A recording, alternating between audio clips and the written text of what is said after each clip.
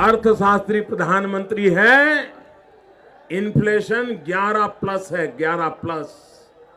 आप मुझे बताइए, अगर इसी प्रकार से महंगाई बढ़ती गई तो गरीब क्या खाएगा? बात है 2014 के जनरल इलेक्शंस के टाइम की और प्राइम मिनिस्टर का चेहरा विपक्ष की ओर से थे नरेंद्र मोदी। दिल्ली की एक आम सभा में एक भरी मीटिंग में उन्होंने उस समय के prime minister, economist, globally recognised economist doctor Manmohan Singh को इस बात पर घेरा कि जो काम एक इकोनॉमिस्ट प्राइम मिनिस्टर नहीं कर पाया पिछले 10 सालों में, वो हम करके दिखाएंगे।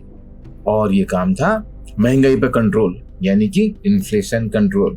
मोदी जी प्राइम मिनिस्टर बने, लेकिन आज 10 साल बाद फिर 2024 के इलेक्शन में महंगाई यानी कि इन्फ्लेशन सबसे बड़ा मुद्दा बना रहा।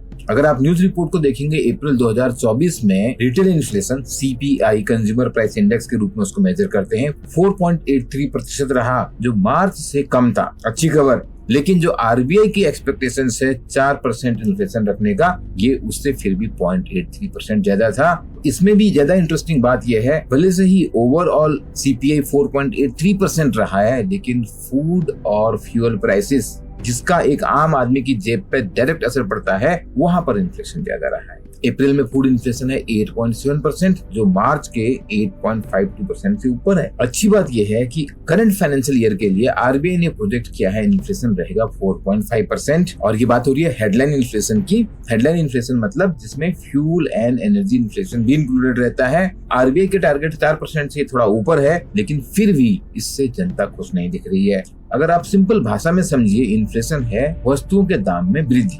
अगर पेट्रोल 2009 में 45 रुपया लीटर मिलता था, आज के डेट में वो 100 रुपया लीटर मिल रहा है। हेडलाइन इन्फ्लेशन इंक्लूड करता है बास्केट ऑफ गुड्स, जिसमें फूड एंड फ्यूल, एनर्जी भी इंक्लूडेड होता है। फूड एंड फ्यूल की खास इंपॉर्टेंस ये है कि ये बहुत वोलेटाइल होते हैं। अगर फूड प्रोडक्शन कम हुआ, प्याज का प्रोडक्शन कम हुआ, प्याज का दाम एकदम बढ़ जाएगा, और ज्यादा हो गया तो गिर भी जाएगा। सेम होता है फ्यूल के साथ भी। आपने देखा, यूक्रेन वॉर हुआ, पैलेस्टाइन में भी प्रॉब्लम हुई, एकदम से ऑयल प्राइस बढ़ जाते हैं। और इन दोनों चीजों का एकदम इम्पैक्ट आता है आम आदमी की जेब पे। इन दोनों को अगर हम हटा देते हैं तो हम बोलते हैं कोर इन्फ्लेशन। अब मोदी गवर्नमेंट टीम के सामने ये सबसे बड़ा मुद्दा है कि कैसे महंगाई को कंट्रोल किया जाए। पॉइंट ये आता है कि गवर्नमेंट इन्फ्लेशन के बारे में इतनी चिंता ही क्यों करती है। द हिंदू ने एक सर्वे करी थी, लोक नीति CSDA। इस सर्वे में उन्होंने 20,000 लोगों की, 20,000 वोटर्स, 28 स्टेट्स में सर्वे किया और ये पाया कि 30% लोग महंगाई को लेकर परेशान हैं। भले से ही इन्फ्लेशन एक इकोनॉमिक एजेंडा दिखता है, लेकिन ये पॉलिटिकल एजेंडा तुरंत बन जाता है, क्योंकि इससे हर आदमी के पॉकेट पर फर्क पड़ता है। आपकी कमाई अपने आप कम हो जाती है अगर इन्फ्लेशन ज्यादा हो रहा है। अगर 2009 में कोई 25,000 रुपये महीने के कमाता था, वो स्टैंडर्ड, वो लाइफ स्टैंडर्ड जो मेंटेन करता था, आज 2024 में 50,000 रुपये, डबल सैलरी होने के बाद भी वो लाइफ स्टैंडर्ड मेंटेन नहीं कर सकता है, क्योंकि इन्फ्लेशन हो रहा है। और इसकी वजह से परचेजिंग पावर कम हो जाती है पैसे की। सेम इनकम भी होगी और सेम पैसा भी आपके पास होगा, वो आपको कम वैल्यू देगा। ये इम्पैक्ट ज्यादा होता है मिडिल क्लास के लोगों पर, क्योंकि मिडिल क्लास फैमिली के लिए उसकी इनकम का significant part day to day needs को मीट करने में चला जाता है, चाहे वो फूड हो, क्लोथिंग हो, मकान का किराया हो, बच्चों के स्कूल की फीस हो या ट्रांसपोर्टेशन नीड्स। महंगाई की मार आम आदमी पर ज्यादा पड़ती है, गरीब आदमी पर सबसे ज्यादा पड़ती है। दूसरी बात यह है, महंगाई बढ़ने से जो आपकी सेविंग्स हैं, जो आपकी वेल्थ है, उसकी वैल्यू भी कम हो जाती है। अगर आपने कुछ रिटायरमेंट कॉर्पस बना के रखा हुआ है, 2010 में अगर कोई व्यक्ति रिटायर होता है और वो सोचता है कि मेरे पास 20 लाख रुपए का कॉर्पस है, तो शायद मैं इससे अपना काम चला लूंगा। आज 2024 में आने के बाद उस 20 लाख के कॉर्पस पर जो उसको ब्याज मिलेगा, उससे अपना घर चलाना मुश्किल हो जाएगा। प्रश्न ये आता है कि गवर्नमेंट क्या कर सकती है इसमें। बहुत सिंपल तरीके से समझना है इसको। गवर्नमेंट डिमांड और सप्लाई दोनों साइड से इम्पैक्ट कर सकती है। इन्फ्लेशन के दो कारण होते हैं, demand pull, cost push. Demand pull मतलब जब मनी सप्लाई बढ़ जाती है, मार्केट में लोगों की इनकम बढ़ जाती है, तो लोग ज्यादा डिमांड करने लगते हैं वस्तुओं की, और वस्तुओं का प्रोडक्शन अगर उतना ही है तो इन्फ्लेशन हो जाएगा। प्याज उतना ही पैदा हो रहा है, लेकिन लोगों की आमदनी बढ़ गई है, अब सब लोग प्याज की डिमांड कर रहे हैं, तो प्याज के दाम बढ़ जाएंगे। लोगों में डिमांड बढ़ने का मतलब मनी सप्लाई बढ़ना। अगर मनी सप्लाई को कंट्रोल किया जाए, जिसको करता है mainly RBI through monetary policy, money supply को कंट्रोल करके इन्फ्लेशन को कंट्रोल किया जा सकता है।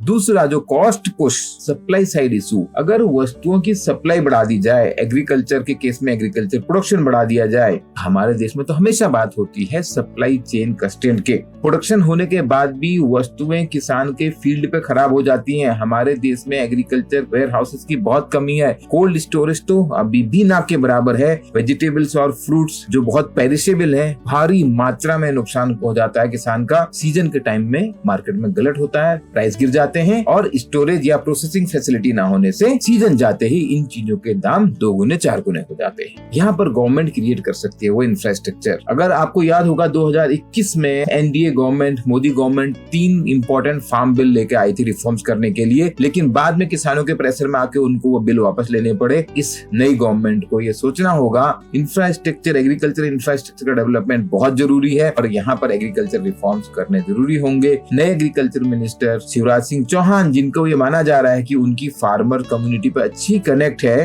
वो शायद ऐसे एग्रीकल्चर रिफॉर्म्स लाने में, ऐसे फार्म रिफॉर्म्स लाने में सक्सेसफुल रहे हैं जहाँ पे किसान का भी फायदा हो सके और आम आदमी को महंगाई की मार भी कम पड़े। देखने की बात की होगी कि ये गवर्नमेंट जहाँ पर मेजोरिटी भी थोड़ा थिन है, डिपेंड करती है एलाइज पे, वहाँ पे रिफॉर्म्स लाना कितना पॉसिबल हो पाएगा। अगर इमीडिएट रेस्पॉन्स चाहिए इन्फ्लेशन को मैनेज करने के लिए, तो सोशल सिक्योरिटी नेट जैसे कि food security programme, direct cash transfers poor income group के लोगों को प्रोवाइड करे जाने चाहिए। नई सरकार के लिए इन्फ्लेशन कंट्रोल ये इम्पोर्टेंट मुद्दा है और मॉनेटरी पॉलिसी, फिस्कल मेजर्स के सही कोऑर्डिनेशन से डिमांड साइड और सप्लाई साइड दोनों इश्यूज को एड्रेस करके इन्फ्लेशन को मैनेज करने की हम उम्मीद कर सकते हैं। लेकिन ये देखने की बात होगी कि आने वाली इलेक्शंस में भी हमें इलेक्शन मैनिफेस्टो में महंगाई का मुद्दा कितने प्रोमिनेंटली देखने को मिलेगा। As a student of economics ये बहुत इंटरेस्टिंग सब्जेक्ट है। तो इस बात का एग्जैक्ट आंसर किसी के पास नहीं है कि किसी भी पर्टिकुलर इकोनॉमी के लिए एक सही इन्फ्लेशन कितना होता है।